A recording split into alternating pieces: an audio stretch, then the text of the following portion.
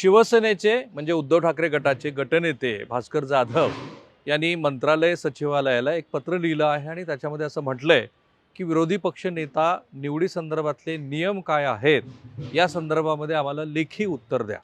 खरं म्हणजे सगळ्यांनाच माहिती आहे की 288 पैकी 10% म्हणजे किमान 29 एवढं संख्याबळ असल्याशिवाय महाराष्ट्र विधिमंडळामध्ये तुम्हाला विरोधी पक्षनेते पद मिळत नाही।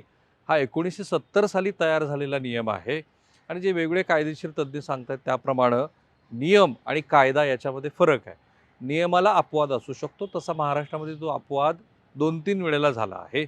जेव्हा शरद पवार यांनी काँग्रेस पक्ष सोडला, पोलोदचा प्रयोग केला आणि ते मुख्यमंत्री झाले, नंतर पुन्हा सत्ता पालट झाला, इंदिरा गांधींनी त्यांचं सरकार बरखास्त केलं। इंदिरा गांधी यांच्यानंतर राजीव गांधी हे पंतप्रधान झाले।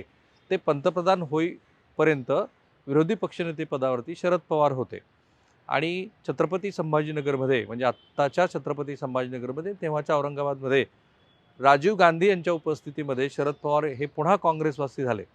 आता त्यानंतर विरोधी पक्षनेतेपद कोणाकडे द्यायचं ह्याबद्दल उहापोह झाला, कारण संख्याबळ अचानक कमी झालं।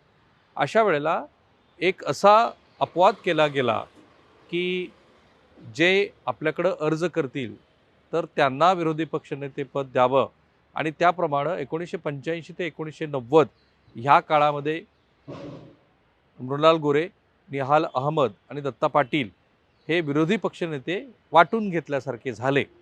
आता आणखीन एक देशपातळीवरचा अपवाद आहे, ते म्हणजे दिल्लीमध्ये आम आदमी पक्षाने निवडणूक पूर्णपणे स्वीप केल्यानंतर भारतीय जनता पार्टीचे केवळ 3 आमदार निवडून आलेले होते।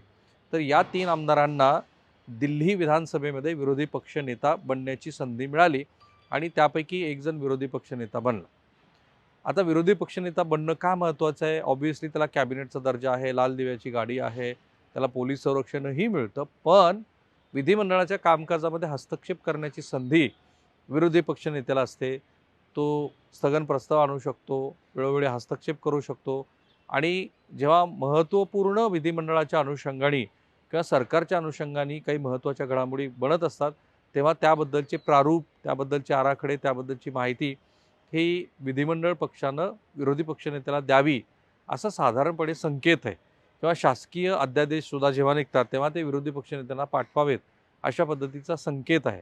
तो संकेत म्हणून आणि कामकाजावरती स्वतःची छाप पाडण्याच्या दृष्टीनं विधिमंडळामध्ये विरोधी पक्षनेतेपद मिळणं आवश्यक आहे, परंतु या क्षणाला शिवसेना उबाटा गटाकडे तेवढं संख्याबळ नाही आहे। अशा वेळेला भास्कर जाधव यांनी ते पत्र का लिहिलं तर साहजिकच आगामी राजकारणाच्या दृष्टीनं अशा पद्धतीनं विरोधी पक्षनेतेपद आपल्याकडे पदरात पाडून घेता आलं तर ते घ्यावं असा तो दृष्टिकोन आहे। कारण देवेंद्र फडणवीस जे भाजपचे महाराष्ट्रातले महत्त्वाचे नेते आहेत त्यांनी सांगितलं की आम्ही विरोधी पक्षाला बरोबर घेऊन महाराष्ट्रामध्ये कारभार करू आणि अशा वेळेला जो विरोधी गटातला सर्वात मोठा पक्ष आहे शिवसेना, त्या पक्षाला ते विरोधी पक्षनेतेपद मिळालं तर त्यातून पुढच्या राजकारणाची आपल्याला मोठ बांधता येईल, सभागृहातनं आणि सभागृहाच्या बाहेर सरकारला कोंडीत पकडता येईल या दृष्टीनं हा प्रयत्न होतो आहे। अर्थात हे सगळं अवलंबून आहे ते भाजपच्या आणि महायुतीच्या नेत्यांच्या स्वतःच्या इच्छाशक्तीवरती, कारण नियम असा सांगतो की संख्याबळ नसताना अशा पद्धतीनं विरोधी पक्षनेतेपद मागता येत नाही।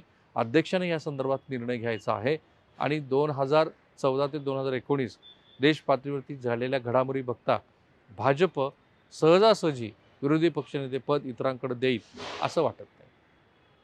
थांबूया।